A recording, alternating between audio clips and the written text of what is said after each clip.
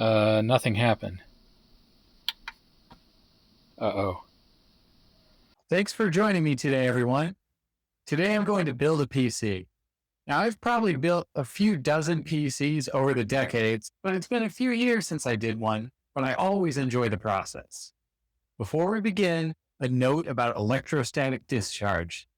Yes, it can kill your electrical components. I've had it happen, but it is very, very rare. The time when you are at most risk of doing this is when you first start, before you are able to plug everything into a three-pronged grounded out. You could wear a grounding wrist strap, but I found just getting in the habit of touching bare metal, such as your desk frame, right before touching your PC components works. Also, avoid working in dry environments and avoid working on carpet, which unfortunately I'm doing here. First, I locked the CPU into the motherboard socket. You'll be relying on the motherboard manual a lot here, so keep it nearby. Next, I tried applying the thermal paste that was included with the all-in-one liquid cooler, but the paste was extremely viscous and it just would not spread out.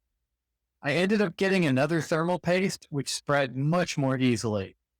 Now, I don't know if it was expired paste or maybe it was supposed to be that way, but I'm only comfortable using paste that spreads like icing. This stuff was more like pre-chewed gum. I usually spread thermal paste in a few small globs, with a big one in the middle, and I've never had any overheating issues doing it this way. Next, I attached the AIO, the all-in-one cooler, leaving the radiator part to attach later. Then I plugged in the RAM to the slots. This is the only place when you're building your PC where you'll have to use a little bit of force. For each stick, open the two tabs on the side. Make sure you have the stick and the notch on it aligned properly with the notch on the base. Then push the stick directly down. Once it's seated, the two tabs on the edges should come together and lock it in place. Finally, the M2 drive. This goes in at a slight angle. Then push it down and put in the tiny screw that holds it down.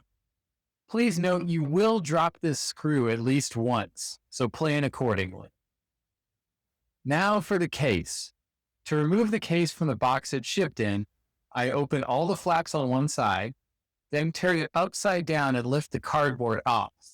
This is much easier than reaching in and trying to shimmy the case out while fighting gravity. The case looks great. I installed the motherboard standoff screws. Then don't forget to install the I/O shield on the back before the motherboard itself. The case manual is your best friend here. Every case is a little different, so you will need that manual. Actually, keep all the manuals. They don't take up a lot of space, and you will need them in the future. Next, I installed the AIO's radiator. Always install the radiator above the water block.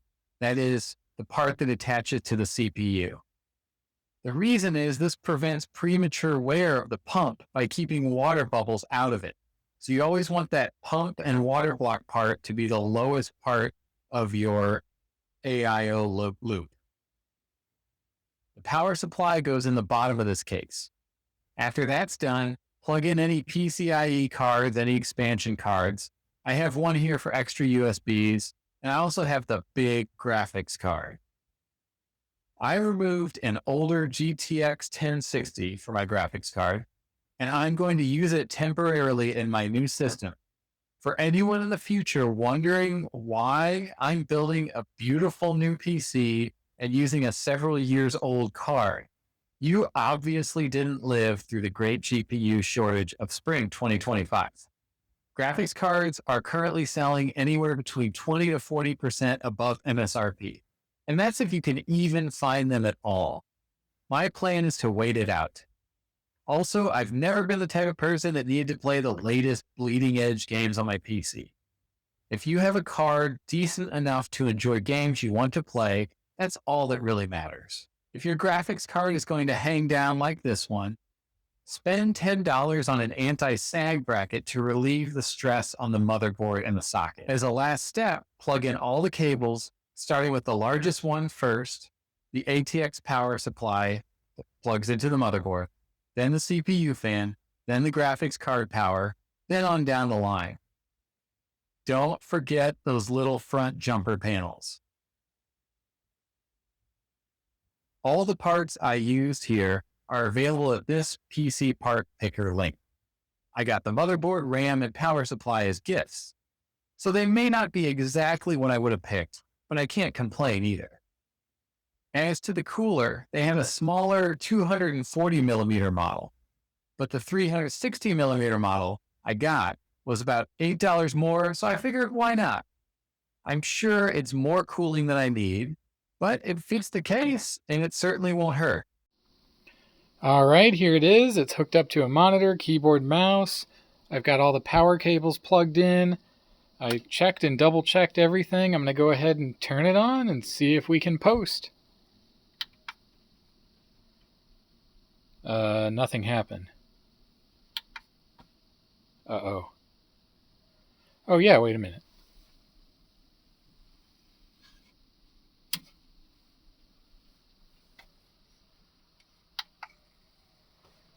And now it's on. Okay, we've got lights, we've got fans, and we've got BIOS. All right. Looks like it's working. A quick BIOS update, and here is the final product running in its full glory. Thanks for watching, everyone. Tell me what you think in the comments.